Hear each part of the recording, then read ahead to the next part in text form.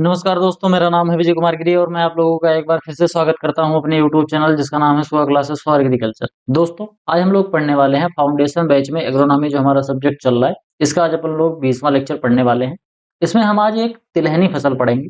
ध्यान से समझना, तिलहनी फसल का मतलब होता है ऑयल सीड क्रॉप, यानी कि ऐसी फसलें जिनसे हम तेल निकालते हैं। अभी तक हमने क्या निकाला था? अनाज निकाल लिया, दाल निकाल लिया। अब हम आज से यहाँ से तेल निकालना शुरू करेंगे। तो इसमें हम क्या पढ़ेंगे? ग्राउंड नट, जिसको मूंगफली कहा जाता है या मंकी नट कहा जाता है। इसके बारे में यहाँ पर मैं डिटेल में आप लोगों को बताऊंगा। मैं पढ़ाना शुरू करूँ उससे पहले मैं आप लोगों को बता दूं कि मैंने आप लोगों के लिए एक बहुत ही अच्छा कोर्स लॉन्च कर रखा है। कोर्स का नाम है अल्टीमेट एग्रीकल्चर कोर्स। इस कोर्स में आपको यहाँ पर दिए गए जितने भी सब्जेक्ट हैं, ये सभी सब्जेक्ट बिल्कुल बेसिक से लेकर एडवांस लेवल तक आपको अच्छे तरीके से पढ़ाए जाएंगे। और यहाँ पर जो कुछ भी आपको पढ़ाया जाएगा उसका आपको पीडीएफ नोट्स भी प्रोवाइड कराया जाएगा। और ये जो पीडीएफ नोट्स होगा ये आपको बाइलिंगुअल मिलेगा, बोले तो हिंदी और अंग्रेजी ये दोनों भाषाओं में आप इसको उपलब्ध पाओगे। आप इसकी मदद से जो मैं आपको पीडीएफ प्रोवाइड करूंगा, इस पीडीएफ की मदद से आप अपनी नोटबुक बनाओ, चाहे हिंदी में बनाओ चाहे इंग्लिश में बनाओ, जिससे आपको आगे चल के रिविजन करने में मदद मिलेगी। इसको पढ़ लेने के बाद कोई भी वनडे एग्जाम हो, चाहे वो स्टेट गवर्नमेंट का वनडे एग्जाम हो या फिर सेंट्रल गवर्नमेंट की कोई भी वैकेंसी हो, अगर आपने इसको अच्छे तरीके से पढ़ लिया तो मेरी गारंटी है कि आपको अलग से ना कोई बुक खरीदनी पड़ेगी, ना कहीं और से कुछ भी पढ़ने की जरूरत पड़ेगी, ना कोई कोर्स खरीदना पड़ेगा। यहाँ पर आपको जितना पढ़ाया जाएगा वो मोर देन इनफ होगा अपने कंपटीशन को क्वालिफाई करने के लिए। तो अगर आप इसको खरीदना चाहते हैं तो इस क्यूआर कोड को स्कैन करके मात्र 1000 रुपए का पेमेंट करके आप इसको खरीद सकते हैं। बाकी कोर्स से रिलेटेड अगर आपको अधिक जानकारी चाहिए तो मेरा व्हाट्सएप नंबर है 9792779793। इस व्हाट्सएप नंबर पे आप संपर्क करके कोर्स से रिलेटेड जो भी आपको जानकारी प्राप्त करनी है वो प्राप्त कर सकते हो। चलिए आगे बढ़ते हैं, अपने टॉपिक पर वापस आते हैं। पढ़ेंगे क्या? ग्राउंड नट। ग्राउंड नट का जो पौधा होता है इस तरीके का दिखता है। इसके जो नट्स होते हैं इस तरीके के होते हैं, नट्स आपने इसका देखा होगा। और मूंगफली जब हम छील के खाते हैं तो इस तरीके के इसके मूंगफली के दाने होते हैं। तो यहाँ पर आप पहले तो देख लो इनकी मॉर्फोलॉजी कैसे कैसे होती है। इसके बारे में भी मैं डिटेल में बताऊंगा इनकी मॉर्फोलॉजी कैसी दिखती है। जैसे सबसे पहले तो हम इसका पढ़ेंगे बोटेनिकल नेम। तो इसका जो बोटेनिकल नेम होता है वो क्या होता है? एराचिस हाइपोजिया कुछ लोग बोलते हैं, कुछ लोग बोलते हैं एराकिस हाइपोजिया। तो जो भी बोल लो, एराचिस हाइपोजिया बोल लो या फिर एराकिस हाइपोजिया बोल लो, कहने का मतलब ये है कि स्पेलिंग आपकी सही होनी चाहिए बस। ठीक, आगे हम बात करते हैं। तो ये जो एराचिस हाइपोजिया होता है ये दो तरीके का होता है। एक तो होता है bunch type spreading type, bunch type spreading या फिर इरेक्ट टाइप का। दूसरा होता है स्प्रेडिंग और वर्जीनिया रनर टाइप। ध्यान से समझना, जब हम बात कर रहे होते हैं मूंगफली की, तो मूंगफली में जो फलियां लगती है ना, इसमें जो मूंगफली के अंदर जो फलियां लगती हैं वो दो तरीके से लगती हैं। एक तो गुच्छेदार होती हैं और एक होती है स्प्रेडिंग टाइप की। तो जो गुच्छेदार होती हैं उन्हीं को बंच या स्पेनिश या फिर इरेक्ट टाइप बोलते हैं। और जो फैलने वाली होती हैं वो स्प्रेडिंग या फिर वर्जीनिया रनर टाइप का इनको कहा जाता है। अगर इनके साइंटिफिक नेम की बात करें तो क्या होता है? एरेचिस हाइपोजिया फास्टिगियाटा होता है। एक का नाम फास्टिगियाटा होता है जो गुच्छेदार वाला होता है, और दूसरा होता है प्रोकैम्बेंस। क्या होता है? प्रोकैम्बेंस, ये फैलने वाला होता है। तो ये दो तरीके की मूंगफली आती है, एक फैलने वाली आती है और एक गुच्छेदार आती है। ठीक, फैमिली की अगर हम बात करें तो ये दलहनी फसल से बिलोंग करता है। दलहनी फसल से नहीं बिलोंग करता, मतलब ऐसे समझो कि ये लेगुमिनेसी फैमिली से बिलोंग करता है। लेगुमिनेसी फैमिली, पेपलिनियोसी फैमिली इसको कहते हैं, सब फैमिली इसकी है। और पुराना नाम इसका फेबेसी फैमिली होता है। मैंने बहुत बार इसको बताया, बार बार बता रहा हूँ।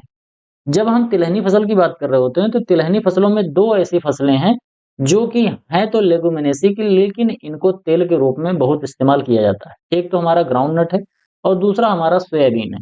ग्राउंड नट जो है ये भी हमारी एक लेगुमिनस क्रॉप होती है जिसको तिलहनी फसलों में हम पढ़ते हैं, ऑयल सीड क्रॉप के तरीके से यूज करते हैं। दूसरा हमारा है सोयाबीन। सोयाबीन भी एक लेगुमिनस क्रॉप होती है, लेकिन इसको भी हम ऑयल सीड क्रॉप के तरीके से ही पढ़ते हैं और ऑयल सीड क्रॉप में ही इसको कंसीडर किया जाता है। अगर हम बात करें मूंगफली की, तो मूंगफली का जो कॉमन नेम होता है इसको पीनट कहते हैं, मंकी नट कहते हैं, अर्थ नट कहते हैं, और इसके साथ साथ हिंदी में इसको मूंगफली कहा जाता है। अर्थ नट क्यों कहते हैं? क्योंकि ये जमीन के अंदर लगने वाला नट होता है, इसलिए इसको अर्थ नट कहते हैं। इसके अलावा मंकी नट कहा जाता है और पीनट कहा जाता है। ठीक, तो इसके अलग अलग नाम आपको देखने को मिलते हैं। इसको गरीबों का बादाम भी कहा जाता है। क्या कहते हैं इसको? गरीबों का बादाम। जितनी भी चीजें बादाम में पाई जाती हैं वो सभी की सभी चीजें लगभग लगभग इस मूंगफली में आपको देखने को मिलती हैं। बस एक चीज होता है कि मूंगफली के अंदर फैटी एसिड जो होता है, थोड़ा सा कोलेस्ट्रॉल इसके अंदर ज्यादा पाया जाता है, जबकि आलमंड के अंदर कोलेस्ट्रॉल नहीं पाया जाता। बस केवल इतना ही अंतर होता है। लेकिन जो गरीब आदमी होता है उसको कोलेस्ट्रॉल से ज्यादा दिक्कत नहीं होती, क्योंकि वो मेहनत करता है। मेहनत करेगा तो उसके कोलेस्ट्रॉल बर्न हो जाएंगे। जबकि अमीर आदमी क्या करेगा, वो अगर खा लेगा, ज्यादा कोलेस्ट्रॉल हो जाएगा तो उसका बीपी बढ़ जाएगा, दिक्कत होगी, क्योंकि वो कोलेस्ट्रॉल पूरा पचा नहीं पाएगा। आगे हम बात करेंगे द नेम एरेचिस हाइपोजिया, जो यहाँ पर दिया गया है, ये ग्रीक वर्ड से मिलकर बना है, जिसमें एरेचिस का मतलब होता है लेग्यूम, जिसको कहते हैं हिंदी में फली, और हाइपोजिया का मतलब होता है बिलो द गार्डन और सॉइल, यानी कि जमीन के नीचे या मिट्टी में इसका मीनिंग होता है। तो यानी कि ऐसी फली जो जमीन के नीचे पाई जाती है उसी को क्या कहते हैं, एरेचिस हाइपोजिया कहा जाता है। अगर हम पॉलिनेशन की बात करें तो हमारा जो ग्राउंड नट है, ये एक तरीके की सेल्फ पॉलिनेटेड क्रॉप होती है, और ये डे न्यूट्रल प्लांट होता है। डे न्यूट्रल प्लांट सीधा सीधा ऐसे समझना, जब हम प्लांट की फोटो पीरियड के टाइप की बात करते हैं तो तीन तरीके के होते हैं। एक तो लॉन्ग डे प्लांट होता है, एक शॉर्ट डे प्लांट होता है, और एक होता है day neutral plant. Long day plant वो होते हैं जिनको 12 घंटे से ज्यादा लाइट की जरूरत पड़ती है, मतलब एक दिन में 8 से 10-12 घंटे की लाइट होनी चाहिए। और डे न्यूट्रल प्लांट वो होते हैं जिनको सनलाइट से जरूरत ज्यादा नहीं पड़ती, मतलब अगर 4 घंटे भी धूप हो रही है तो भी कोई दिक्कत नहीं, 12 घंटे धूप हो रही है तो भी कोई दिक्कत नहीं। जबकि जो शॉर्ट डे प्लांट होते हैं उनको 4 से 6 घंटे दिन भर में अगर लाइट मिल जा रही है तो उतने में भी वो आराम से ग्रो हो जाते हैं। तो इस कंडीशन में हमारी जो मूंगफली की फसल होती है वो डे न्यूट्रल है, मतलब इसको ज्यादा कोई फर्क नहीं पड़ता है सनलाइट कितनी देर तक रह रही है। फ्रूट टाइप की बात करते हैं तो ग्राउंड नट जो होता है एक तरीके का मॉडिफाइड फ्रूट होता है। इसके अंदर के जो दाने होते हैं जिसको हम कंज्यूम करते हैं, वो दाने बेसिकली नट कहलाते हैं, लेकिन इनका जो फ्रूट का टाइप होता है वो लोमेंटम कहलाता है। अब ये लोमेंटम क्या होता है इसको मैं अभी आपको समझाऊंगा। फिलहाल आप ऐसे समझो कि जो हम खाते हैं वो नट होता है, लेकिन पूरे पूरे जो फ्रूट का टाइप होता है वो लोमेंटम कहलाता है। ठीक, तो इसी वजह से इसको मॉडिफाइड फ्रूट भी कहते हैं, क्योंकि इसके अंदर दोनों कैरेक्टर पाए जा रहे हैं, एक लोमेंटम वाले भी और दूसरा नट वाले भी। अब हम यहाँ पर बात करेंगे, अगला इंपॉर्टेंट पॉइंट होता है गाइनोफोर। जो मूंगफली होती है, मूंगफली के अंदर जब उसकी मॉर्फोलॉजी हम पढ़ते हैं तो उसकी मॉर्फोलॉजी में एक बहुत ही इंपॉर्टेंट चीज देखने को मिलती है जिसको हम बोलते हैं पेग। जब आप देखोगे मूंगफली को तो ये जैसे हमारे मूंगफली है, तो मूंगफली जो अटैच होती है पौधे से तो इस चीज से अटैच होती है, यहाँ पर एक अटैचमेंट लगा होता है, इसी को पेग बोलते हैं। और बोटेनिकली इसी को गाइनोफोर कहा जाता है। तो चाहे इसको गाइनोफोर बोल लो और चाहे इसको कह दो पेग, ये दोनों बात एक ही होता है। ये क्या होता है कि जब मूंगफली के अंदर फ्लावरिंग होती है, तो फ्लावरिंग होती है तो वो पेग निकलते हैं, फ्लावरिंग के बाद पेग निकलेगा, फ्लावरिंग होगा, पॉलिनेशन होगा, और पॉलिनेशन के बाद पेग निकलेगा। और ये जो पेग होता है, ये जियोट्रॉपिज्म की वजह से जमीन के नीचे चले जाता है। जियोट्रॉपिज्म क्या होता है, जब गुरुत्वानुवर्तन जिसको कहते हैं, यानी कि गुरुत्वाकर्षण की तरफ, जैसे हाँ गुरुत्वाकर्षण कहाँ काम करता है, ये देखो ये पृथ्वी की ऊपरी सतह है, ये ऊपर है पृथ्वी का और नीचे है। जब गुरुत्वाकर्षण काम करेगा तो कोई भी चीज होगी वो नीचे की तरफ जाएगी। तो इस पे गुरुत्वानुवर्तन काम करता है जिसको हम जियोट्रॉपिज्म बोलते हैं। तो इसी की वजह से ये जो पेग होता है ये कहाँ चला जाता है, ये जमीन के नीचे चला जाता है। ठीक, अब ये जब जमीन के नीचे चला जाएगा तो जमीन के नीचे जाके फिर ये क्षैतिज रूप में, ठीक, यानी कि ऐसे ऐसे, मूंगफली कभी भी इस तरीके से नहीं लगती है, मूंगफली हमेशा ऐसे क्षैतिज रूप में लगेगी। ऐसे क्षैतिज रूप में आके फिर यहाँ पर ये स्पोड का निर्माण होता है जिसको हम लोमेंटम बोलते हैं। तो यहाँ पर ये जो लोमेंटम का निर्माण हो रहा है, ये लोमेंटम का निर्माण क्षैतिज रूप में होगा, बोले तो इस तरीके से होगा। और ये जो अटैचमेंट लगा हुआ है इसी को पेग बोलते हैं। तो जब फ्लावरिंग हो जाती है, फ्लावरिंग के बाद पॉलिनेशन हो जाता है, तो पॉलिनेशन के बाद जो ये नीचे जाने वाली प्रक्रिया होती है इसी को पेगिंग बोलते हैं। It is an intercalary meristem that developed from a fertilised flower. जब फ्लावर के अंदर फर्टिलाइजेशन हो जाता है उसके बाद आपको ये चीजें देखने को मिलती हैं। जियोट्रॉपिज्म क्या होता है, at the base of the ovary a meristematic region grow into a stalk like structure, the gynophore, this structure bend downward and force the ovary into the soil. इसमें जो ओवरी होती है, ये ओवरी को क्या करता है, ये पेग जो होता है वो बिल्कुल जमीन के अंदर दबा देता है। मतलब यहाँ पर ऐसे ओवरी है और ऊपर से पेग ने इसको दबाया तो ओवरी अंदर आ गई, और यहाँ पर आकर फिर ये पूरा हमारा एक फ्रूट बन के तैयार होता है। तो ये जो नीचे जाने की इसकी टेंडेंसी होती है इसी को क्या कहते हैं, इसी को कहते हैं जियोट्रॉपिज्म। ठीक, इसको क्या कहते हैं, गुरुत्वानुवर्तन। एक होता है प्रकाशानुवर्तन, यानी कि वो प्रकाश की तरफ जाता है। तो जो जड़ होती है, जड़ गुरुत्वानुवर्तन वाली होती है, जमीन के नीचे जाएगी, और जो हमारे फोलियस पार्ट होते हैं, ये प्रकाशानुवर्तन होते हैं, जो कि लाइट की तरफ जाते हैं, ठीक, जिसको फोटोट्रोपिज्म बोलते हैं। तो जियोट्रोपिज्म, फोटोट्रोपिज्म आप लोगों ने इसको इंटर में पढ़ा होगा, इंटर में जो पढ़ाते हैं बॉटनी, तो उसमें पढ़ाया जाता है बहुत डिटेल में। यहाँ पर भी मैंने आप लोगों को बता दिया। तो इसी को कहते हैं पेग। जो पेग होता है, peg carry the ovary pushes itself into the soil. After entering the soil, a ovary begin to develop, take up a horizontal position and the peg begin to enlarge. यही यहाँ पर बोल रहा है कि ओवरी जो होता है, जैसे देखो फ्लावर रहेगा, फ्लावर जो होगा, फ्लावर में जब पॉलिनेशन हो जाएगा तो प्रॉपर फर्टिलाइजेशन हो जाएगा फ्लावर का, और फ्लावर के अंदर जो ओवरी है, उस ओवरी को क्या करेगा, उस ओवरी को ये जो पेग बना होता है वो पेग दबाता है नीचे को, और पेग के माध्यम से वो जो ओवरी होती है नीचे चली जाती है, और ये क्षैतिज तरीके से इसे ओवरी बन जाती है और यहाँ पर डेवलप करना स्टार्ट होती है, जहां पर बाद में हमको मूंगफली के दाने लगते हुए दिखाई देते हैं। आगे हम बात करेंगे इसकी फ्लावरिंग की। तो जो ग्राउंड नट होता है, ग्राउंड नट की जो फ्लावरिंग स्टार्ट होती है, ये बुआई से 24 से लेके 40 दिन के आसपास में, सोइंग के जब हम इसकी बुआई करते हैं उससे 24 से 40 दिन के आसपास में इसकी फ्लावरिंग स्टार्ट होती है। इसके बाद जैसे ही फ्लावरिंग होती है तो पेग की विजिबिलिटी भी आने लगती है, यानी कि peg become visible after 5 to 7 day after flowering. पहले फ्लावरिंग होगा, फ्लावरिंग के 5 से 7 दिन के अंदर उसमें पेग दिखने लगते हैं। जैसे पॉलिनेशन होगा, पॉलिनेशन के बाद ओवरी बनेगी, और ओवरी बनने के तुरंत उसके नीचे, ओवरी के तुरंत नीचे क्या होता है, पेग बनना स्टार्ट हो जाता है। और ये जो पेग होता है, ये फ्लावरिंग के 2 से 7 दिन बाद, यानी कि पहले 40 दिन तक पौधा होगा, 47 दिन तक फ्लावरिंग होगी, और 47 में फिर अगर 10 जोड़ देंगे तो 57 दिन के अंदर अंदर ये क्या होता है, ये जमीन के अंदर पहुंच जाता है, पेग निकल जाता है, और पेग ओवरी को दबा के जमीन के अंदर लेके चला जाता है। कई बार ऐसे क्वेश्चन पूछे जाते हैं ना, जैसे गांव में होते हैं ना, जो बूढ़ बुजुर्ग होते हैं वो कटवैठी टाइप के सवाल पूछते हैं ना, कहते हैं ऐसा कौन सा फूल है जो निकलता तो बाहर है लेकिन चला जाता है फिर जमीन के अंदर है।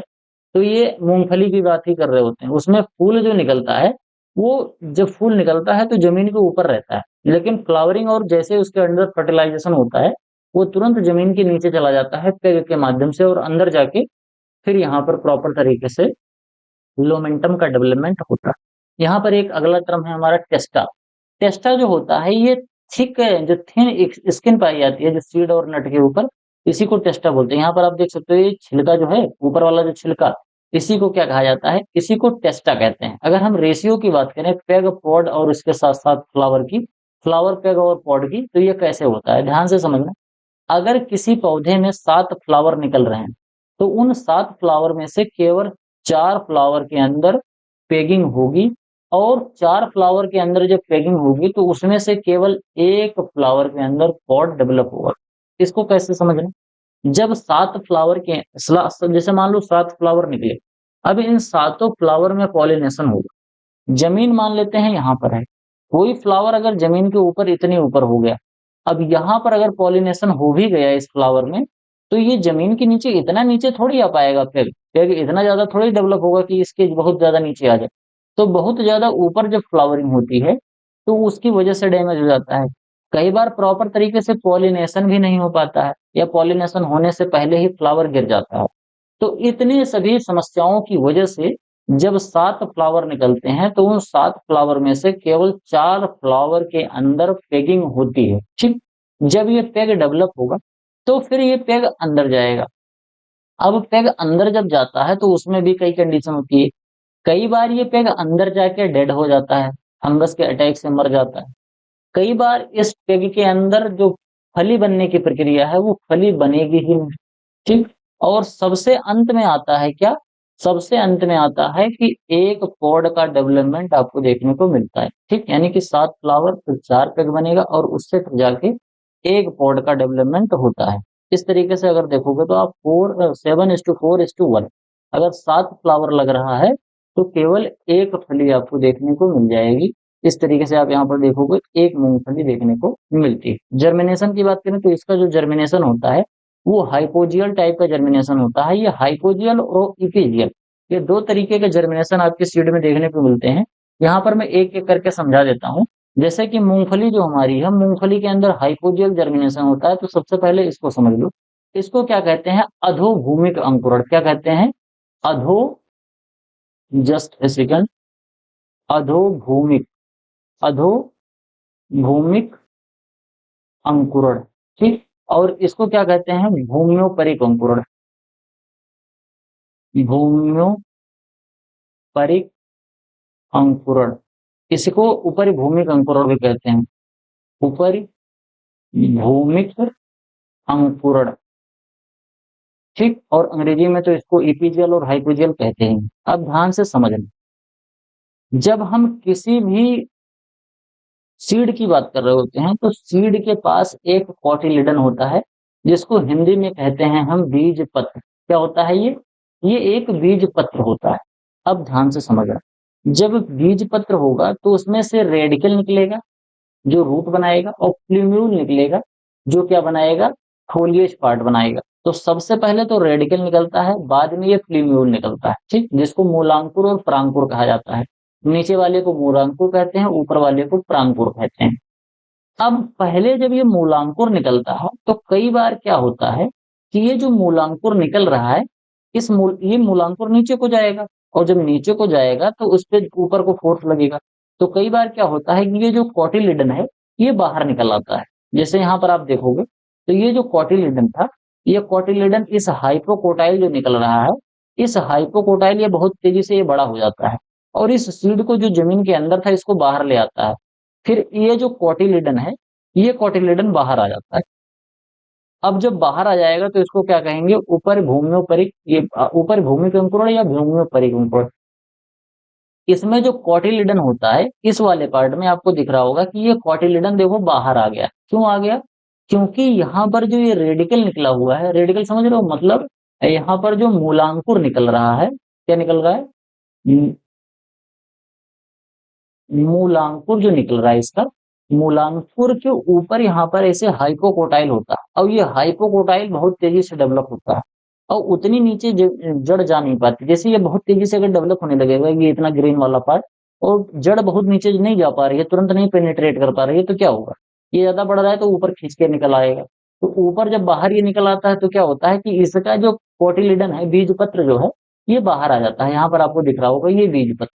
और बाद में क्या होता है कि इस बीज पत्र से दो पत्तियां निकल जाती हैं, और बीज पत्र का जो छिलका होता है इस तरीके से यहाँ पर सूखा सूखा बाहर को दिख जाता है। तो इसको क्या कहते हैं?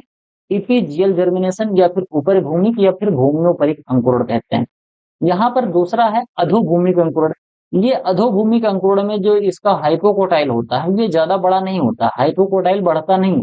तो अगर हाइपोकोटाइल नहीं बढ़ेगा तो जो कोटिलिडन है ये जमीन के अंदर ही रह जाएगा। यहाँ पर देखो जमीन के अंदर बुआई करी गई थी और जमीन के अंदर ही रह गया और पूरा पौधा तैयार हो गया। तो इसको कहते हैं अधोभूमिक अंकुरण। इसमें देखो भूम्योपरिक यानी कि ऊपरी भूमिक, या भूम्योपरिक यानी कि भूमि से ऊपर आ जा रहा है। जिसमें देखो सीड को अंदर डाला गया और सीड आ गया बाहर, तो इसको इपीजियल कहेंगे। और इसको क्योंकि ये नीचे डाले और नीचे ही पड़ा रहेगा तो इसको क्या कहते हैं? Hypogeal germination. तो मूंगफली के अंदर किस तरीके का जर्मिनेशन पाया जाता है? मूंगफली के अंदर हाइपोजियल टाइप का जर्मिनेशन पाया जाता है। आई होप आपको ये चीज समझ में आई होगी कि भूम्योपरिक और ऊपर भूमिक अंकुरण होता क्या है। अब हम बात करेंगे न्यूट्रिएंट कंटेंट की। The protein and oil content in groundnut seed are 26%। इसके अंदर तेल पाया जाता है, और इसके अलावा 26% इसके अंदर प्रोटीन पाई जाती है, और इसके अंदर जो ऑयल पाया जाता है वो कितना पाया जाता है? ये 45% के आसपास इसके अंदर ऑयल पाया जाता है। तो ये चीज याद रखना, क्योंकि बहुत बार एग्जाम में ये चीजें पूछी जाती हैं कि तेल कितना होता है। तो तेल होता है 45%, और ऑयल कितना होता है, सॉरी प्रोटीन कितना होता है? प्रोटीन इसके अंदर होता है 26%। ग्राउंड नट का जो केक होता है, जब ग्राउंड नट का जो ग्राउंड नट है, तो इसका जब तेल निकालते हैं तो तेल निकालने के लिए इसको पेराई करनी पड़ती है, और पेराई करने के बाद इसका केक निकलता है। ठीक, जैसे मस्टर्ड ऑयल का केक, जैसे मस्टर्ड का केक होता है ना सरसों का, इस तरीके से जिसका भी हम तेल निकालते हैं तो उसकी जो खली बचती है उसी को हम क्या बोलते हैं? उसी को हम केक बोलते हैं। तो जो खली होता है एक कंसंट्रेटेड फर्टिलाइजर होता है, ऑर्गेनिक फर्टिलाइजर, जिसके अंदर 7 से 8% नाइट्रोजन पाया जाता है। और ये बहुत बार एग्जाम में पूछा गया है कि मूंगफली के अंदर नाइट्रोजन कितना होता है। मूंगफली का जो केक होता है ग्राउंडनट केक, इसके अंदर नाइट्रोजन कितना होता है? तो आपको याद रखना है कि ग्राउंडनट के केक के अंदर 7 से 8% के आसपास नाइट्रोजन पाया जाता है। अब हम बात करेंगे सेलिंग परसेंटेज की। सेलिंग परसेंटेज ऑफ ग्राउंडनट कितना होता है? ये 70% होता है। कैसे होता है इसको ध्यान से समझें। देखो, मान लेते हैं कि हमारे पास मूँगफली है। कितनी मूँगफली है? हमारे पास 100 किलोग्राम क्या है? मूँगफली है। 100 किलोग्राम मूँगफली छिलका सहित, मूँगफली छिलका सहित, छिलका सहित। अब अगर इतना हमारे पास है, इसको हम निकालेंगे तो हमारे पास क्या निकल के आएगा? 70 किलोग्राम मूँगफली आएगा, ठीक? छिलका निकाल के। अगर हम छिलका निकाल देंगे तो 70 किलो, तो मतलब 30 किलो क्या निकला? 30 किलो टेस्टा निकल गया, यानी कि छिलका निकल गया। तो इसका जो सेलिंग परसेंटेज होता है उसको निकालने का फॉर्मूला होता है, मूँगफली टोटल कितना है, छिलका का परसेंटेज कितना है, छिलका सहित मूँगफली कितनी थी, तो इन दोनों को ऐसे लिख लोगे। इसके अलावा इसको जब 100 से मल्टीप्लाई कर दोगे तो आपका निकल के आ जाएगा। इसको ऐसे काटोगे, क्या आएगा? 70%। तो यहाँ पर जो आपको दिख रहा है सेलिंग परसेंटेज, ये यही वाला होता है। समझ गए? तो मूँगफली का सेलिंग परसेंटेज 70% होता है। यानी कि अगर आप मूँगफली खरीद के लाते हो फली सहित और उसमें से केवल और केवल आप इसको निकालते हो दाने को, तो आपको 1 क्विंटल अगर लेके आओगे तो 70 किलो मूँगफली देखने को मिलेगी, बाकी 30 किलो उसमें से निकल जाता है टेस्टा। आगे हम बात करेंगे इसमें इसका एकरेज क्या है, बोले तो इसका एरिया क्या है, इसको दूसरी भाषा में हम एरिया कह सकते हैं। सिंपल भाषा में बोलोगे तो एरिया इन इंडिया। तो ग्राउंड नट जो होता है वो more than 30% of area and more than 40% of oil seed का प्रोडक्शन होता है। ध्यान से समझ रहे हैं। पूरे भारत में जितना भी हम ऑयल सीड क्रॉप को ग्रो करते हैं, यानी कि जितनी भी हम तिलहनी फसलें ग्रो करते हैं, उसमें लगभग लगभग 30% एरिया तो हमारा किसका होता है? ग्राउंड नट का होता है। और प्रोडक्शन लगभग 40% के आसपास जो प्रोडक्शन होता है वो ग्राउंड नट का होता है। तो समझ गए, एरिया कितना कवर करता है? 30%, और प्रोडक्शन कितना करता है? 40%। यानी कि अगर 100 लीटर तेल निकल रहा है तो 100 लीटर तेल में से 40 लीटर तेल तो केवल ग्राउंड नट का होगा। अगर 100 हेक्टेयर एरिया में खेती करी जा रही है तो उसमें 30 हेक्टेयर एरिया में तो केवल और केवल ग्राउंड नट की खेती होगी। टेक्नोलॉजी मिशन एक बहुत इंपॉर्टेंट मिशन लगाया गया था। The technology mission on pulses पहले लाया गया था, फिर बाद में इसके अंदर ऑयल सीड भी जोड़ दिया गया था। सबसे पहले तो लाया गया था technology mission on pulses, starting में पहले यही लाया गया था। लेकिन कुछ दिनों बाद जब पल्सेस के साथ साथ इसमें ऑयल सीड भी इंक्लूड कर लिया गया तो उसका पूरा नाम पड़ गया technology mission on oil seed and pulses, जिसको हम टेम्पो बोलते हैं। ये स्टार्ट हुआ था 1987। समझ गए बात? इससे भी एग्जाम में क्वेश्चन पूछे जाते हैं कि technology mission on pulses and oil seed ये कब लगाया गया था, कब स्टार्ट हुआ था? तो ये स्टार्ट हुआ था 1986 में। आगे हम बात करेंगे सीजनल यील्ड की। सीजनल यील्ड से पहले हमको समझ लेना है कि जो ग्राउंड नट होती है वो किस सीजन की क्रॉप होती है? ये खरीफ सीजन की क्रॉप होती है। बहुत लोग कंफ्यूज होते हैं क्योंकि जो ग्राउंड नट है उसको खरीफ और रबी दोनों सीजन में ग्रो किया जाता है। तो बहुत लोग कंफ्यूज हो जाते हैं कि जो ग्राउंड नट है वो कौन सी सीजन की फसल है। तो ग्राउंड नट हमारा जो है ये खरीफ सीजन की फसल होती है। इसके अलावा अगर हम बात करें तो जो सबसे ज्यादा यील्ड देखने को मिलता है, generally groundnut grown during the rabi season give higher yield as compared to kharif season crop due to fewer incidence of insect pest and disease. ध्यान से समझें, जो रबी सीजन की फसल होती है, रबी सीजन की फसल का प्रोडक्शन ज्यादा होता है, खरीफ सीजन की क्रॉप का प्रोडक्शन कम होता है। क्यों? क्योंकि ढेर सारे इंसेक्ट पेस्ट और डिजीज जो है ये बरसात के मौसम में ज्यादा लगते हैं। खरीफ का सीजन होता है तो इस समय इंसेक्ट पेस्ट और डिजीज ज्यादा लगते हैं। इस वजह से जो खरीफ सीजन की फसल होती है उसका यील्ड घटा होता है। जैसे कभी आप गुआवा की बात करो तो गुआवा जो सबसे बढ़िया गुआवा होता है वो ठंडी के सीजन का गुआवा होता है, ठीक? ठंडी के सीजन का गुआवा। और जो सबसे खराब गुआवा होता है वो बरसात वाला होता है। क्यों? क्योंकि बरसात के टाइम पर ढेर सारे उसके अंदर इंसेक्ट पेस्ट और फ्रूट फ्लाई लगते हैं, जिसकी वजह से गुआवा बहुत ज्यादा उसकी क्वालिटी खराब हो जाती है और साथ में उसके अंदर मिठास भी नहीं रहता है। इसी तरीके से जो मूंगफली है, तो रबी सीजन की मूंगफली का यील्ड बढ़िया होता है और खरीफ सीजन की यील्ड कम होता है। जबकि जो हमारा ग्राउंड नट है ये कौन से सीजन की फसल है? ये खरीफ सीजन की ही फसल होती है। तो है भले खरीफ सीजन की फसल, लेकिन क्योंकि इसका जो यील्ड बढ़िया होती है वो रबी सीजन में करी जाती है, तो इसको रबी सीजन में ज्यादा ग्रो किया जाता है। वैसे अगर हम पूरे भारत में देखें तो इसकी खेती जो है वो रबी और खरीफ दोनों सीजन में बराबर बराबर करी जाती है। तो आपको इस चीज को याद रखना है। अगर पूछा जाए कि खरीफ और रबी के बीच में यील्ड किसमें ज्यादा मिलती है, तो आपको बताना है कि रबी सीजन में यील्ड ज्यादा मिलती है। दूसरा है अगर पूछा जाए कि ग्राउंडनट कौन से सीजन की फसल है, तो आपको याद रखना है कि खरीफ सीजन की फसल है। पूछा जाए फोटो पीरियोडिज्म के हिसाब से, जो हमारा फोटो पीरियड के हिसाब से ग्राउंडनट कैसी फसल है, तो आपको बताना है डे न्यूट्रल प्लांट होता है। ठीक। आगे हम बात करेंगे लीडिंग स्टेट की। तो इसमें जो लीडिंग स्टेट है हमारा गुजरात है। गुजरात में मूंगफली का खेती सबसे ज्यादा होता है। इसके अलावा इसके अलावा तमिलनाडु है, फिर आंध्र प्रदेश है। तो ये 3 स्टेट जो है भारत के, यहाँ पर सबसे ज्यादा प्रोडक्शन होता है मूंगफली का। सॉइल रिक्वायरमेंट की बात करें तो मोस्ट स्टेबल सॉइल ग्राउंडनट के लिए सैंडी और सैंडी लोन सॉइल होती है। क्यों? थोड़ा सा आप समझो। अगर मान लेते हैं कि हमारी सॉइल क्ले है या ब्लैक कॉटन सॉइल, बिल्कुल चिकनी मिट्टी वाली काली मृदा, जो कि सूखने पे बहुत ज्यादा हार्ड हो जाती है। अब आप इमेजिन करो कि क्या इसके जो मूंगफली के पेग निकलते हैं, वो पेग पेनिट्रेट करके जमीन के अंदर जा पाएंगे? नहीं जा पाएंगे, क्योंकि मिट्टी बहुत ज्यादा हार्ड होती है। तो उस कंडीशन में नहीं जा पाएंगे, तो वो मिट्टी हमारे मूंगफली की खेती के लिए अच्छे नहीं। मिट्टी ऐसी होनी चाहिए जो लाइट सॉइल हो, जिसके अंदर सघनता थोड़ी सी कम पाई जा रही है, सूखने पे बहुत ज्यादा टाइट ना होती है, जिससे कि जो पेग बन रहा है मूंगफली के अंदर, वो पेग जमीन के अंदर पेनिट्रेट करके जा पाए। जब जमीन के अंदर वो पेनिट्रेट करके जाएगा, तभी तो आगे चल के मूंगफली बनेगी। नहीं तो वो 7:4:1 जो बता रहा हूँ, वो फिर 14:4:1 हो जाएगा। तो हमारा सिस्टम सब खराब हो जाएगा, समझ रहे हो? तो इस वजह से सैंडी सॉइल या फिर सैंडी लोम सॉइल होनी चाहिए, जिससे कि आराम से पेनिट्रेशन हो पाए। आगे हम बात करेंगे कौन सी सॉइल अवॉइड करनी चाहिए। क्ले सॉइल स्ट्रिक्टली अवॉइड करी जानी चाहिए, क्योंकि मॉइस्चर भी ज्यादा होता है। एक तो मैंने आपको बता दिया कि पेगिंग वाली प्रॉब्लम होगी। इसके अलावा जो क्ले सॉइल होती है, क्ले सॉइल के अंदर जो वाटर होल्डिंग कैपेसिटी होती है बहुत ज्यादा होती है। इसको मैंने अपने अल्टीमेट एग्रीकल्चर कोर्स में पढ़ाया है, सॉइल साइंस में, कि ब्लैक सॉइल के अंदर वाटर होल्डिंग कैपेसिटी ज्यादा क्यों होती है। तो हाई मॉइस्चर कंटेंट उसके अंदर पाया जाएगा, क्योंकि वाटर होल्डिंग कैपेसिटी ज्यादा है। इसके अलावा जो इसके गाइनोपोर्स हैं, gynophores to become soil and sunk in affected quality, जैसे गाइनोपोर्स इसके जो पेग्स है, वो जमीन के अंदर सही से जाएंगे नहीं, संकन हो जाएंगे, और अंदर जाके जब इसका फली का डेवलपमेंट होगा, तो वहां पर मिट्टी टाइट होगी, तो फली भी डेवलप नहीं हो पाएगी।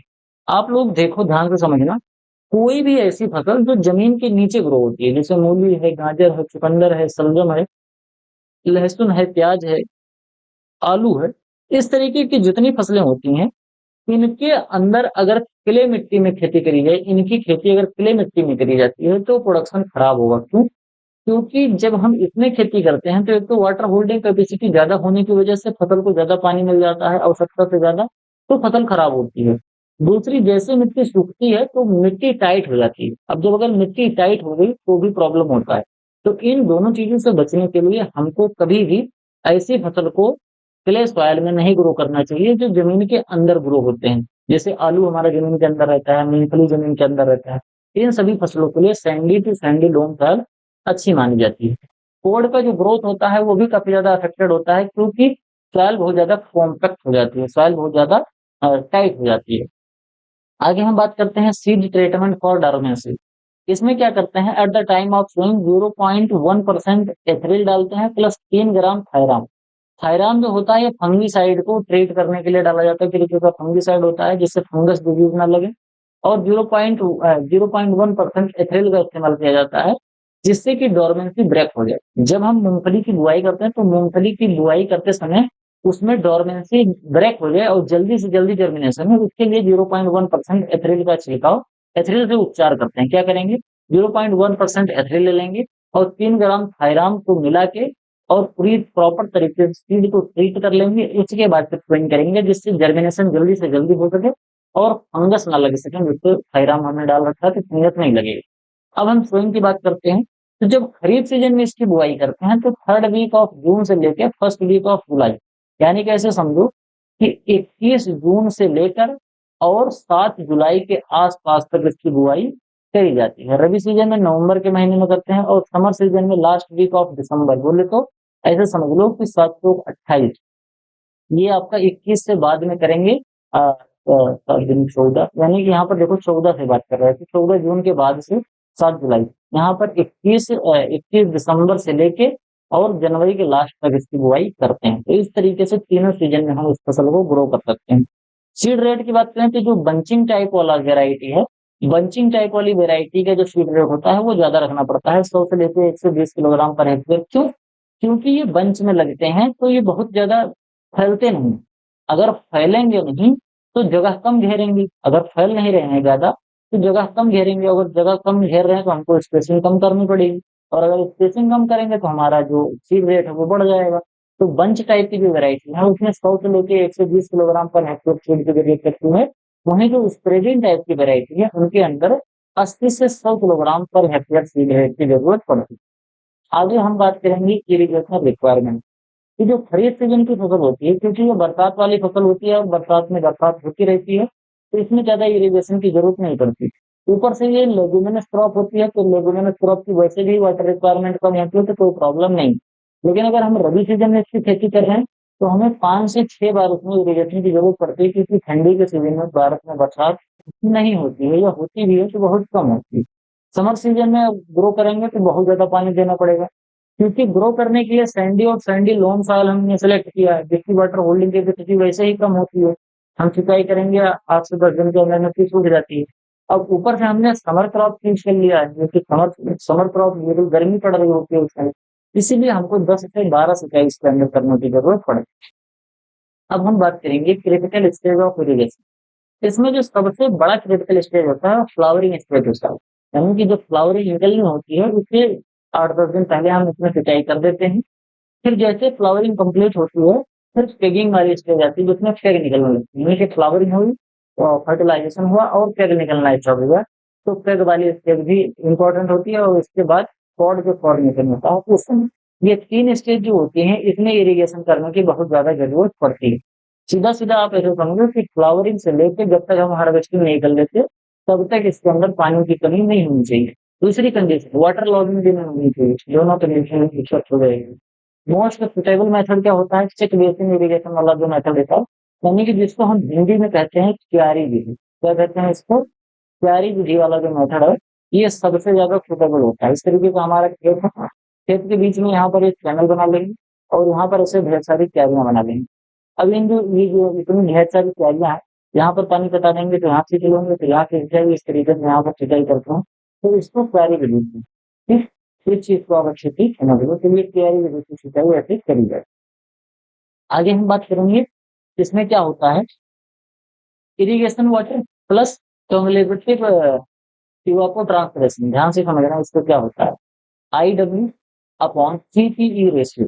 इसमें जो पूछा जा रहा है IW CPE रेशियो ये कितना है ग्राउंड नट का, ये 0.6%। ये 0.6% है, 0.6 है, परसेंटेज में सॉरी गड़बड़ हो गया, 0.6 है। IW upon CPE ratio, IW CPE ratio क्या होता है इसको ध्यान से समझ लो। वैसे मैंने आप लोगों को बताया है अल्टीमेट एग्रीकल्चर कोर्स का जो एग्रोनॉमी में पढ़ाया था तो उसमें बहुत डिटेल में बताया है IW CPE रेशियो क्या होता है, लेकिन यहाँ पे एक बार आप समझ लो। IW जो है IW का सीधा मतलब होता है इरिगेशन वाटर, ठीक। और CPE का मतलब होता है कल्मुलेटिव पैन इवापोरेशन, ठीक, कल्मुलेटिव पैन इवापोरेशन। देखो ध्यान से समझो, जैसे मान लेते हैं कि हमने अपने खेत में सिंचाई करनी है, इनको अपने खेत में सिंचाई करनी है। अब हम अपने खेत में पानी दे रहे हैं, हमने क्या किया कि पंपिंग सेट से यानी कि हमारे पास जो इरिगेशन का सोर्स था वहां से हमने पानी दिया। कितना पानी दिया? वहां से हमने पानी दिया 100 लीटर पानी, ठीक। अब इसमें ढेर सारे सिस्टम होते हैं। अब बीच में कुछ पानी हमारा लॉस हो जाएगा, नाली में चला जाएगा, वो सब छोड़ो। हमने कुएं से पानी निकाला और बिना लॉस के 100 लीटर पानी हमने अपने खेत में दे दिया, ठीक। ऐसा समझ लो कि कुएं से पानी छोड़ो क्योंकि कुएं से अगर निकालोगे तो आप समझ में नहीं आएगा, क्योंकि कुएं से अगर पानी निकालेंगे तो कुछ ना कुछ पानी तो लॉस हो ही जाएगा। तो आप यहाँ पर ऐसे समझो कि आपका इतना बड़ा एक खेत, एक बहुत बड़ा खेत में बनाएंगे नहीं फिर पानी भरने में बहुत टाइम लग जाएगा। तो ये हमारा इतना बड़ा सा खेत है। अब इस इतने बड़े खेत में मान लेते हैं कि हमने कितना पानी दे दिया, खेत के मेड़ के अंदर आएंगे तो इस मेड़ के अंदर पानी आया लगभग लगभग 100 लीटर पानी हमारे खेत में पहुंच गया। यहाँ तक बात समझ में? 100 लीटर पानी हमारे खेत में पहुंच गया, जिसमें से हमारा जो पानी है वो कितना पानी लॉस हो गया? लॉस हो गया कल्मुलेटिव फाइन इवापोरेशन के द्वारा मान लेते हैं कि हमारा पानी जो है ये 70 लीटर लॉस।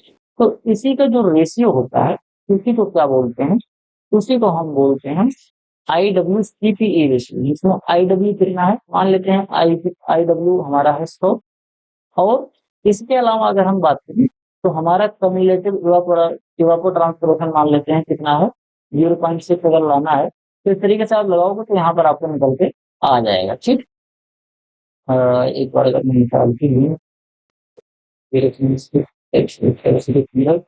और तो बताइए कोई आपको निकल के आएगा, रोटी निकाल लेना, बाकी कोई ज़्यादा बहुत ज़्यादा टेंशन वाली बात नहीं है, इसके बारे में मैंने आप लोगों को डिटेल में समझा दिया है। फिलहाल आप इसे समझ लो कि यही होता है इसका रूल से, यहाँ तक समझ गए। अब यहाँ पर जो कम्युलेटिव फैन इवापोरेशन है इसको भी रखते हैं।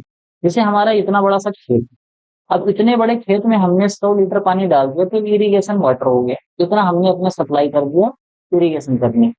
अब इसमें कम्युलेटिव फाइन इवापोरेशन क्या है, ये total amount of water evaporated from a stand fan evaporimeter over specific period. इसमें जैसे मान लो 100 लीटर पानी हमने दे दिया, अब 100 लीटर पानी में से अगर हम कहें कि इसमें से 60 लीटर जो पानी था वो हमारा उड़ गया, कितना उड़ गया 60 लीटर पानी हमारा उड़ गया, बचा कितना 30 लीटर पानी, सॉरी 40 लीटर पानी, यही 40 लीटर पानी हमारे उपयोग के लिए बचेगा। तो उसी को कहते हैं IWCPE रेशियो। समझ गए यहाँ तक बात। वैसे अगर हम देखें तो यहाँ पर आप समझोगे 60 ऐसे कर दो और नीचे हम कर देते हैं 100। जितना हमने इरिगेशन किया उससे ज्यादा यहाँ पर पैन इवापोरेशन होगा, तो इसको भी सॉल्व करोगे 0.6 आपका निकल के आ जाएगा। तो यही यहाँ पर स्टार्टिंग में यहाँ पर दिया गया था, समझ गए बात। बाकी जो मैंने अभी दिया था उल्टा हो गया था थोड़ा सा, इस तरीके से होता है। 100 लीटर हमने क्या कर दिया इवापोरेशन हो गया और 60 लीटर क्या होगा 60 लीटर हमने इरिगेशन के लिए दिया। अब आप सोच रहे होंगे कि सर जी जब आप 60 लीटर दे रहे होंगे और 100 लीटर नुकसान हो रहा है तो ऐसे कैसे हो रहा है, तो ऐसे हो रहा है कि 40 लीटर पानी मिट्टी के अंदर कहीं ना कहीं पे पहले से रहता है, तो वो चीजें जब जा रही होती हैं तो ये आता है 0.6। आगे हम बात करते हैं critical stage of growth, crop growth. ये क्रॉप हमारी हमारी क्रॉप का ग्रोथ होता है उसका क्रिटिकल स्टेज क्या क्या। जो सबसे पहला तो स्टेबलिशमेंट, जब हम बुआई करते हैं तो 10 से लेकर 20 दिन तक जब तक स्टेबलिश नहीं हो जाती क्रॉप का जर्मिनेशन नहीं हो जाता उस समय पर क्रिटिकल स्टेज होता है। जब हम गर्मी में रबी सीजन में ग्रो करते हैं ना तो 5 से 6 सिंचाई की मैं बात कर रहा था, उसमें पहली सिंचाई करते हैं 10 से 20 दिन के आसपास में। वेजिटेटिव फेज जब इसका 25 से 30 दिन वाला होता है उसमें एक सिंचाई करते हैं, फिर फ्लावरिंग और पेगिंग इनिशिएशन 35 से 40 दिन 35 से 50 दिन वाले पर, और पॉड फॉर्मेशन 50 से 75 दिन पर, और इसके बाद फिर पॉड और सीड डेवलपमेंट जो होता है वो 75 से 90 डे ऑफ सकते हैं। इसमें हम लोग इस चीज को करते हैं। इसके अलावा अगर हम बात करेंगे तो हमारा आता है nutrient and crop management, pod development and aeration. जब पॉड का डेवलपमेंट हो रहा होता है तो उस स्टेज में हमारी जो फील्ड है वो वेल ड्रेन्ड होनी चाहिए। पुअर एरेशन अगर होता है तो पुअर एरेशन के होने की वजह से इसके अंदर एक टॉक्सिन बन होता है जिसको कहते हैं अफ्लाटॉक्सिन। ध्यान से समझो क्या कह रहा है, इसमें ये कह रहा है कि जब फ्लावरिंग हो गई, पेगिंग हो गई और पॉड का डेवलपमेंट स्टार्ट हो गया, अब पॉड का डेवलपमेंट जब स्टार्ट हो रहा है तो उस समय पर अगर प्रॉपर तरीके से हवा नहीं मिलेगी, प्रॉपर तरीके से ड्रेन नहीं होगा और एरेशन कायदे से नहीं होगा, पुअर एरेशन हो जाएगा, हवा का अभाव होगा, तो हवा के अभाव की वजह से जो मूंगफली होती है एक तरीके का उसके अंदर टॉक्सिन डेवलप होता है जिसको अफ्लाटॉक्सिन बोलते हैं। इस तरीके का एक अफ्लाटॉक्सिन निकलता है, तो आप देखोगे इस तरीके का आपको दाग धब्बे देखने को मिलते हैं, और जो मूंगफली के दाने होते हैं उसमें इस तरीके के धब्बे दाने देखने को मिलते हैं। ये कब होता है, जब प्रॉपर एरेशन नहीं होता है at the time of pot development. अब प्रॉपर तरीके से एरेशन हो इसके लिए हमको क्या करना पड़ेगा, हमसे खेत में इंटर सिलेक्ट करना पड़ेगा। एक चिस्कार बीटर मशीन आती है, उससे करेंगे तो खरपतवार भी निकल जाएगा और मिट्टी जो भुरभुरी हो जाएगी। ये जो भुरभुरी मिट्टी होगी तो उसके अंदर प्रॉपर तरीके से हवा का संचार होता रहेगा, और जब प्रॉपर हवा का संचार होगा तो पौध का डेवलपमेंट अच्छा होगा और उसके अंदर अपना टॉक्सिन जो ये टॉक्सिन जो बन रहा है फॉर्मेशन हो रहा, ये चीज नहीं होनी चाहिए। फर्टिलाइजर एप्लीकेशन की बात करें तो एप्लीकेशन ऑफ 25:60 25 अनुपात 60 अनुपात 60 यानी कि इसमें 25 किलोग्राम नाइट्रोजन देंगे क्योंकि लेगुमिनस क्रॉप है तो 20 से 25 किलोग्राम करना दिया जाता है, और 60-60 फास्फोरस और पोटाश देते हैं, विच 25 to 50 kilogram of zinc and ferrous sulphate भी देते हैं। इसमें अगर हमको अच्छी यील्ड लेनी होती है, कितनी बात समझ गई। अब इंटरल कल्चरल ऑपरेशन की बात करते हैं तो इसमें पेगिंग के स्टेज में हमको जैसे देखो यहाँ समझ, यहाँ पर अभी मैंने बताया कि जो पॉड का डेवलपमेंट हो रहा होता है तो हमको इसमें क्या करना चाहिए, इंटरकल्चरल ऑपरेशन करना चाहिए, लेकिन कभी भी पेगिंग वाली स्टेज में नहीं करनी चाहिए।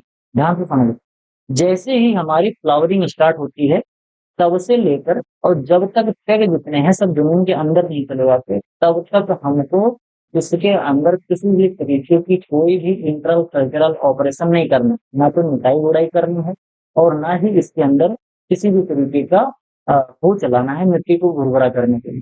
कोई भी हमको कुछ नहीं करना है, इससे पहले जितना चीज होती है फ्लावरिंग से पहले सब कुछ करेंगे। अब बीच में बंद कर दिया, जब हमारा पेग अंदर चला गया, पेगिंग वाली स्टेज कंप्लीट हो गई, तो जैसे ही पेगिंग कंप्लीट होती है तो पॉड का डेवलपमेंट स्टार्ट हो जाता है। और जब ये पॉड का डेवलपमेंट स्टार्ट हो रहा है उस समय पर हमको फिर इसमें इंटरकल्चरल ऑपरेशन करना चाहिए। अगर पेगिंग के टाइम पर अगर आपने इसमें इंटरकल्चरल ऑपरेशन किया, ध्यान से सुनिए, ये मिट्टी है और मिट्टी के नीचे पेग जा रहा है।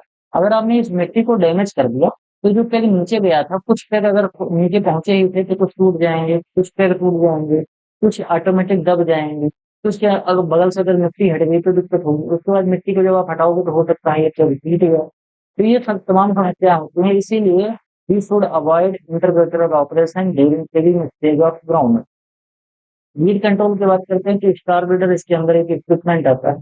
ये इक्विपमेंट होता है स्टार बीडर, जिसको मिट्टी को भुरभुरा करने के लिए और खरपतवार निकालने के लिए इस्तेमाल किया जाता है। इसको स्टार बीडर क्यों कहते हैं? बीडर है क्योंकि खरपतवार निकालने का काम करेगा, खरपतवार को नष्ट करता है। और स्टार इस वजह से कहते हैं क्योंकि यहाँ पर आप देखो ऐसे लग रहा है कि जैसे कोई तारा है, ऐसे जैसे स्टार होता है ना इस तरीके का। यहाँ पर देखो ऐसे लग रहा है जैसे कोई स्टार है, ध्यान से देखोगे तो आपको दिख रहा होगा। इसकी जो ब्लेड्स है यहाँ पर आपको 3 ब्लेड दिख रही होगी, 3-4 ब्लेड है। तो 3-4 ब्लेड जो हैं ये सभी ऐसे तो लग रहा है जैसे ये स्टार है, स्टार के लिए देखो यहाँ पर ऐसे रेड हुई है, इस तरीके से स्टार जैसा लग रहा है ना, तो इसलिए इसको क्या कहते हैं, इसको स्टार बीटर कहते हैं। वीड कंट्रोल करने के लिए और भी हमारे पास मेथड होते हैं। इसके अलावा जैसे इसमें केमिकल भी डाल के ब्रीडिंग करी जाती है, सब पर नियंत्रण किया जाता है। अगला है हमारा फ्लावर को इनिशिएट करना, यानी जो फ्लावरिंग होता है उसको बढ़ाना। 7 फ्लावर निकलते हैं तो एक पॉड का डेवलपमेंट होता है, तो हमको ये प्रयास करना है कि 70 फ्लावर डेवलप हो, जिससे हमारा 10 पॉड का डेवलपमेंट हो पाए। इसके लिए क्या करेंगे, एक हार्मोन आता है नेफ्थलीन एसिडिक एसिड, उसको at the rate of 40 ppm यानी कि 40 ppm का एक सोल्यूशन बनाना है। और उस सोल्यूशन को बनाकर जब इसमें फ्लावर निकलने का टाइम है, मतलब फ्लावर इनिशिएशन का टाइम, ये फ्लावर निकलने से पहले का टाइम भी होता है, इसमें और पॉड फॉर्मेशन के टाइम पर हमको इसमें नेफ्थलीन एसिटिक एसिड के 40 ppm का घोल बनाकर छिड़काव करना चाहिए। इससे क्या होता है, इससे एक तो जो फ्लावर गिरते हैं, फ्लावर ड्रॉप भी रुक जाता है। कई बार एग्जाम में पूछा जाता है कि कौन सा हार्मोन यूज किया जाता है फ्लावर ड्रॉप को रोकने के लिए, तो फ्लावर ड्रॉप को रोकने के लिए नेफ्थलीन एसिटिक एसिड का इस्तेमाल किया जाता है। इसके अलावा जब आप नेफ्थलीन एसिटिक एसिड का इस्तेमाल करते हो तो इससे नंबर ऑफ फ्लावर ज्यादा निकलते हैं, फ्लावर की जो ब्लूमिंग होती है वो ज्यादा हो जाती है। जहां पर 10 फ्लावर निकलने थे वहां पर 14-15 फ्लावर निकलते हैं।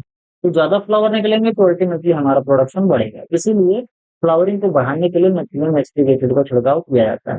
इसके अलावा एक एसेंशियल न्यूट्रिएंट कैल्शियम भी उसके लिए पॉट डेवलपमेंट के लिए काफी बहुत ज्यादा इंपॉर्टेंट होता है, क्योंकि अगर कैल्शियम की कमी होती है तो पॉपिंग होने लगती है। ये चीज क्या होती है मैं अभी आगे आपको बताऊंगा। फिलहाल आप ऐसे समझो कि कैल्शियम की कमी हमारे पौधे में नहीं होनी चाहिए। अब हम सेलिंग परसेंटेज की बात कर लेते हैं अलग अलग में। जैसे बंच जो टाइप होता है उसका 75% होता है सेलिंग परसेंटेज, स्प्रेडिंग टाइप का 65% होता है। डोरमेंसी जो होती है इसके अंदर नहीं पाई जाती है, 90% तो जर्मिनेट हो जाते हैं बंच टाइप की। लेकिन इनके अंदर स्प्रेडिंग टाइप के अंदर थोड़ी सी डोरमेंसी पाई जाती है, इनका जर्मिनेशन केवल 80% तक ही होता है। स्पेसिंग जो है बंच टाइप की स्पेसिंग हम थोड़ा थोड़ा कैसे रखते हैं, 60 थोड़े गेट पे रखते हैं। और जो हमारे स्प्रेडिंग टाइप है इसमें 45 थोड़े 50 रखते हैं। मैच्योरिटी थोड़ी बंच वाली अर्ली मैच्योरिटी होती है और स्प्रेडिंग टाइप की लेट में मैच्योर होती है। सीड रेट जो बंच वाला है उसमें 100 से 120 किलोग्राम और स्प्रेडिंग टाइप का जो है उसमें 80 से 100 किलोग्राम। वेरायटी है ज्योति है, किसान है, टीएमडी 11 है। ये टीएमडी 11 याद कर लेना, नहीं टोबैको मोज़ेक वायरस समझ लें। टीएमडी 11, 12, AK 12, इसके बाद जूनागढ़ 11, ICGS1, इसका Chandra type 28, TMV1, Vikram, Virginia, Gangapuri, इसके बाद गोधेरी, इस तरीके की वेराइटीज हैं, इनको आपको याद करना है। आगे हम बात करेंगे ईल्ड की, तो जो बंच वाली वैरायटी होती है गुच्छेदार, इसके अंदर 15 से लेके 20 क्विंटल पर हेक्टेयर आपको देखने को मिलेगा। और जो स्प्रेडिंग टाइप का है, इसकी यील्ड हमारी 20 से लेके 30 क्विंटल पर हेक्टेयर होती है। ये थोड़ा सा ज्यादा होती है, स्प्रेडिंग टाइप की जो यील्ड होती है, ये ज्यादा देखने को मिलती है। क्रॉपिंग सिस्टम की अगर हम बात करें तो फिजन की, जिसको अरहर बोलते हैं, अरहर और ग्राउंडनट की हम खेती कर सकते हैं। क्या करेंगे, 4 लाइन हम क्या लगा देंगे, 4 लाइन हमने ग्राउंडनट लगा लिया और 5वीं लाइन हमने क्या कर दी, फिजन की लगा दी। फिर 1 2 3 4 लाइन इसकी, फिर एक फिजन की, फिर 1 2 3 4 लाइन इसकी, फिर एक फिजन की। इस तरीके से हम कर सकते हैं। इसके अलावा कैस्टर और ग्राउंडनट की खेती एक साथ कर सकते हैं, ग्राउंडनट सनफ्लावर की खेती कर सकते हैं, ग्राउंडनट उड़द की कर सकते हैं, ग्राउंडनट तिल की कर सकते हैं। तो इस तरीके से यहाँ पर आप कॉमन प्रैक्टिसेस इस्तेमाल कर सकते हैं। अगला आता है अर्थिंग अप। जब इसमें पेगिंग कंप्लीट होती है तो eight the time of after the after the completion of pegging, जब पेगिंग खत्म हो जाती है तब हम 35 से 45 दिन के आफ्टर में इसमें करते हैं प्रॉपर डेवलपमेंट हो जाएगी, इसमें पेग का भी अच्छे से डेवलपमेंट है और पेगिंग हो जाने के बाद भी इसमें करी जाती है। ध्यान से समझना क्या होता है। फ्लावर बन गया, फ्लावर बनने के बाद पेग डेवलप हो रहा है। अब पेगिंग के टाइम पर तो हमको नहीं करना है। अभी मैंने स्टार्टिंग में बताया था ना कि पेगिंग के स्टेज में जब पेगिंग हो रही है, यानी कि पेग जमीन के अंदर घुस रहे हो, उस समय पर आपको कभी भी मिट्टी के अंदर कोई भी इंटरल कल्चरल ऑपरेशन नहीं करना है। यहाँ पर इंटरल कल्चरल ऑपरेशन कब हो रहा है, जब इसमें पेग का डेवलपमेंट हो रहा है। पेग का डेवलपमेंट होते टाइम यानी फ्लावरिंग कंप्लीट हो गई है, फर्टिलाइजेशन भी हो गया है और पेग बनना शुरू हुआ है। जब पेग बनना शुरू होता है तो मिट्टी हम इकट्ठा कर देते हैं, जिससे पेग के पास मिट्टी आसानी से पहुंच जाए और हमारे जितने भी पेग हैं वो जमीन के अंदर पहुंच जाए। अब जब ये चीज हो जाती है तो जब पेग का डेवलपमेंट हो रहा होता है तो पेग का सॉरी जब इसमें पॉड का डेवलपमेंट यानी फलियों का डेवलपमेंट हो रहा था, उस समय भी इसमें अर्चन करते हैं। 2 बार करते हैं, कई बार एक बार भी अगर कर देते हैं तो भी काम चल जाता है। एक बार या मैक्सिमम 2 बार हम इसमें पेगिंग करते हैं। नाइट्रोजन फिक्सेशन की बात करें तो इसके अंदर एक राइजोबियम आता है, राइजोबियम जपोनिकम। कई बार पूछा जाता है कि राइजोबियम जपोनिकम जो है ये कौन सा राइजोबियम है जिसके अंदर ये उपयोग किया जाता है। तो राइजोबियम जपोनिकम जो है ये ग्राउंड नट के अंदर इस्तेमाल किया जाता है। ये ग्राउंड नट में नाइट्रोजन फिक्सेशन का काम करता है, क्योंकि ग्राउंड नट हमारी एक दलहनी फसल होती है, तो अन्य दलहनी फसल के जैसे इसके अंदर भी राइजोबियम पाया जाता है। अब हम आगे बात करेंगे मॉइस्चर, क्योंकि एक तरीके की ऑयल सीड क्रॉप होती है और मैंने आप लोगों को बताया है कि ज्यादातर जो ऑयल सीड क्रॉप है उनको स्टोर करते समय 5% के आसपास मॉइस्चर रखना चाहिए। अनाज वाली फसलों के अंदर 10 से 12% मॉइस्चर होना चाहिए स्टोर करके जब रख रहे हैं। और जो तिलहनी फसलें हैं, तिलहनी फसलों में 5% से कम मॉइस्चर रखना चाहिए। अगर इससे ज्यादा मॉइस्चर हो जाता है तो फंगस डेवलप होने का संभावना बढ़ जाती है। इसके अलावा जो तेल होता है उस तेल की क्वालिटी खराब हो जाती है। तो इसमें 5% से कम मॉइस्चर होना चाहिए जब हम इसको स्टोर करके रख रहे हैं। अगर इससे ज्यादा मॉइस्चर है और हमने स्टोर कर दिया, जैसे मान लेते हैं कि 8% से ज्यादा मॉइस्चर है हमारे फलियों में और हमने इसको स्टोर करके रख दिया, तो इसमें अफ्लाटॉक्सिन फिर बन जाएगा, जिसकी वजह से जो मूंगफली के पॉड हैं यानी कि जो दाने हैं, दानों के अंदर बिटरनेस आ जाती है, उनकी थोड़ी कड़वाहट आ जाती है और उसके अंदर एफ्लाटॉक्सिन नाम का टॉक्सिक सब्सटेंस प्रोड्यूस हो जाता है। तो कभी भी हमको स्टोर करके जब रखना हो तो 8% से ज्यादा मॉइस्चर नहीं होना चाहिए, 5% के आसपास मॉइस्चर सबसे अच्छा होता है। और इसके अलावा due to the fungus normally aspergillus niger and aspergillus flavus, ये 2 तरीके के फंगस डेवलप होते हैं और यही जो फंगस होते हैं ये एफ्लाटॉक्सिन बनाते हैं। अगर आप इसको ध्यान से देखोगे तो इसमें आपको ये जो दिख रहा था ये एफ्लाटॉक्सिन, ये उसी एस्परजिलस फ्लेवस जो फंगस बन रहा है, उसी फंगस की वजह से आपको ये देखने को मिल रहा है। एस्परजिलस नाइजर और एस्परजिलस फ्लेवर, ये दोनों फंगस ही एफ्लाटॉक्सिन बनाते हैं। रेजिस्टेंट वैरायटी हम ग्रो कर सकते हैं जिसमें एफ्लाटॉक्सिन न लग रहा है, जैसे CGC2 है, CGC7 है और इसके साथ साथ थाइरिक। ये 3-4 वैरायटी ऐसी होती हैं जिनके अंदर एफ्लाटॉक्सिन नहीं बनता है, यानी कि एस्परजिलस नाइजर और एस्परजिलस फ्लेवस जो वैरायटी है ये इन दोनों जो फंगस है इसके प्रति ये रेजिस्टेंट होती हैं।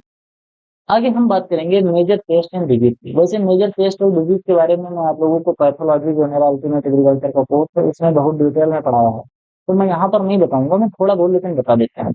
इसके अंदर एक वायरस लगता है और इस वायरस जो वायरस का वेक्टर होता है वो वायरस का वेक्टर होता है एफिड। एफिड की वजह से हमारे मूंगफली जो होती है, मूंगफली के अंदर वायरल डिजीज लगती है। इसके अलावा इसमें एक और बीमारी लगती है, इसको टिक्का लीफ स्पॉट डिजीज बोलते हैं। ये भी फंगस की वजह से लगने वाली बीमारी है।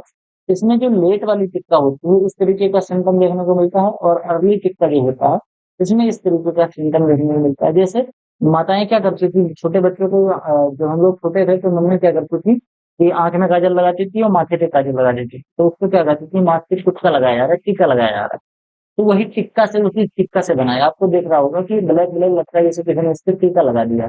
तो ये ब्लैक टिक्का इसको कहते हैं, या फिर इसको लीफ स्पॉट कहते हैं। तो टिक्का या लीफ स्पॉट सबसे खतरनाक बीमारी होती है ग्राउंड नट में। बहुत बार एग्जाम में पूछा गया है कि सबसे मेजर बीमारी कौन सी होती है, तो आपको याद रखना है कि टिक्का या फिर लीफ स्पॉट डिजीज जो होती है ग्राउंड नट की, वो सबसे खतरनाक बीमारी होती है। इसमें जो अर्ली होता है वो किसकी वजह से लगता है, ये सर्कोस्पोरा एचडी कोलो की वजह से होता है, और जो लेट वाला है ये सर्कोस्पोरा परफोनाटा की वजह से होता है।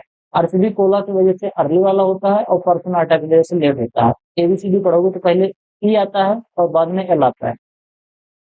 इसमें जब पढ़ोगे तो पहले ए मिलेगा, बाद में पी मिलेगा। तो इस तरीके से आप कर लो, अर्ली के लिए ए है, आ से अर्ली, आ से ए, लेट के लिए पी है। इस तरीके से आप इसको याद कर सकते हो, बहुत आसानी से याद हो जाएगी, कोई बहुत ज्यादा कंफ्यूजन वाली बात नहीं होती। मेजर पेस्ट इसके अंदर क्या लगता है, क्योंकि जो पॉड का डेवलपमेंट होता है वो जमीन के अंदर होता है, और जमीन के अंदर एक व्हाइट ग्रब नाम का एक इंसेक्ट पाया जाता है। इस तरीके का व्हाइट ग्रब होता है, आप लोगों ने मिट्टी में देखा होगा, जब खेत में जुताई या फिर गुड़ाई करते हैं तो इस तरीके का ग्रब हमको देखने को मिलता है। जहां पर ऑर्गेनिक मैटर ज्यादा रहते हैं वहां पर ज्यादा देखने को मिलता है। जैसे कहीं पर अगर आप गोबर की खाद रख रहे हो, वर्मी कंपोस्ट बना रहे हो, तो जहां पर ऑर्गेनिक मैटर ज्यादा होता है, जहां फसलें सड़ रही होती हैं उनके से, उस जगह पर ये व्हाइट ग्रब ज्यादा पाया जाता है। तो मूंगफली क्योंकि जमीन के नीचे लगने वाली फसल है, तो उसको भी खाने के लिए ये व्हाइट ग्रब इंसेक्ट आपको वहां पर देखने को मिलता है। तो बहुत मेजर पेस्ट होता है ये व्हाइट ग्रब। डिजीज के रूप में टिक्का याद कर लेना है, और इंसेक्ट के रूप में, इंसेक्ट पेस्ट के रूप में आपको व्हाइट ग्रब याद कर लेना है। ये दोनों बहुत ही ज्यादा नुकसान करते हैं हमारी मूंगफली की फसल पे। तो आज की वीडियो में केवल इतना ही। आई होप आपको वीडियो पसंद आया होगा। वीडियो पसंद आया हो तो वीडियो को लाइक करिए, आपके जो सुझाव है कमेंट बॉक्स में जरूर लिखिए। चैनल को सब्सक्राइब नहीं किया तो सब्सक्राइब करिए, अपने दोस्तों के साथ ज्यादा से ज्यादा चैनल को शेयर कीजिए। बाकी आप हमारा पेड कोर्स खरीदना चाहते हैं तो व्हाट्सएप पर हमसे संपर्क कीजिए। मिलते हैं किसी दूसरी वीडियो में, तब तक के लिए इजाजत दीजिए। धन्यवाद।